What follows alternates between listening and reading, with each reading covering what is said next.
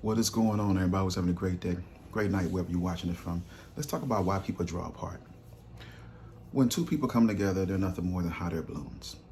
They're filled with love, compassion, and they're ready to give the person what's on the inside of them, because they have been waiting for years. That's all you heard them talk about, wanting to settle down, wanting to find somebody that can love them, and they've been anticipating love for so long that when they're able to receive it, it not only transforms their life, but it puts them at a better place even within their life. So what happens is, with that being said, they give and give and give and give and give, and they continue to give.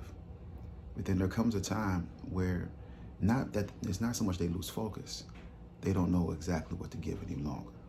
Now, because there's no true understanding as far as when it comes to you don't know how to respond, you don't know how to grow, that is where you have to become creative. Because life happens, and even though life happens, you still have to continue to give up yourself in order for your relationship, your marriage to get to the place that both of you all decide for it to get to. But because we become complacent, we become lazy, we become distracted, we allow other things to take residence and priority over our marriage and our relationship, we stop expanding. It's important for that balloon to continue to expand, because every time the air comes out of it, you have to put something back into it. So in other words, if you're the one giving to her, but she's not giving to you, then it's going to start to affect you, because you're not going to be able to expand anymore.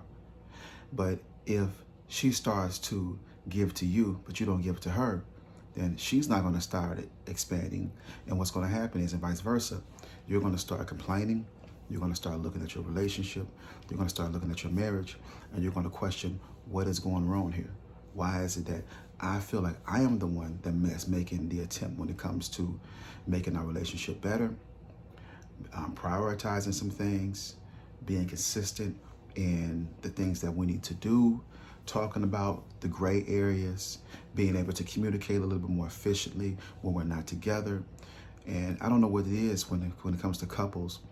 They always talk about they need time apart. They always talk about that alone time, or that time that they need to themselves to re-energize. And that's okay. But you have to do it within a healthy way. Because what happens is, when people do this, they're thinking from a single mindset. That's what they're thinking about, because they're so used to being single. They're so used to doing things by themselves. So when they see, just because you get somebody doesn't mean that you're going to completely change everything about yourself. And it's not going to happen. And because you're not going to change everything about yourself, this puts your relationship at risk, because you have to get rid of the single mindset.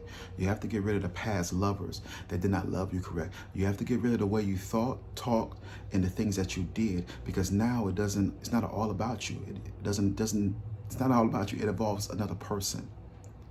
So how can we continue to expand that balloon? We have to talk out our issues. We have to be real about what we're dealing with and transparent. We have to also be able to receive it without being so defensive. Because every time you turn around, I hear this all the time from a lot of you all, when I bring up something, they feel like I'm, coming down on them hard, or I'm being a school teacher, I'm trying to be their father and all this, whatever. No, you're not trying to be that. You are trying to make the necessary adjustments. Because somebody has to be responsible in the relationship to make the relationship work. If two people are constantly ignoring, and one person just saying, well, I'm used to not talking to you.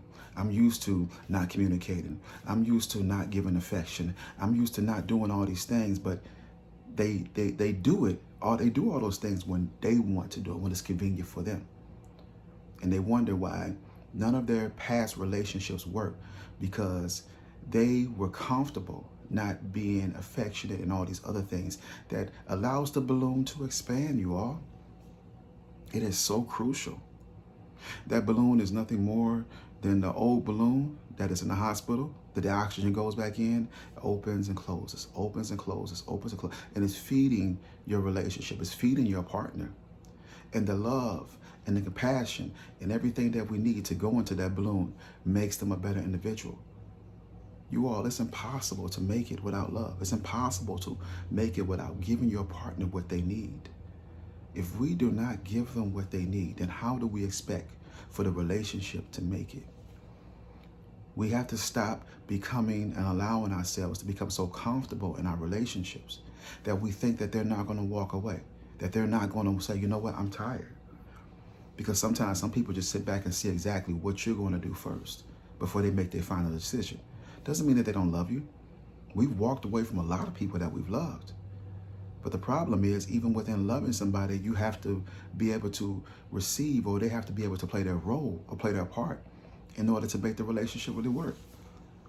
Because it's sad. You have people right now that are doing everything they can to save their marriage and save their relationship, while the partner just sits back and just, doesn't actually, they go to therapists, doesn't do the practice exercises, doesn't write down, what they need to work on, listens to their partner but not listening to them.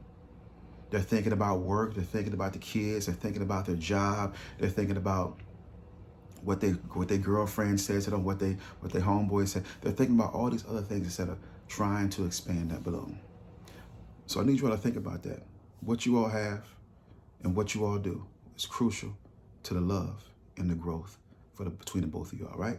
Last but not least, always remember this: a moment in your life, God is bigger than this moment, and that's the reason why we got to continue to press. Have a blessed, wonderful day.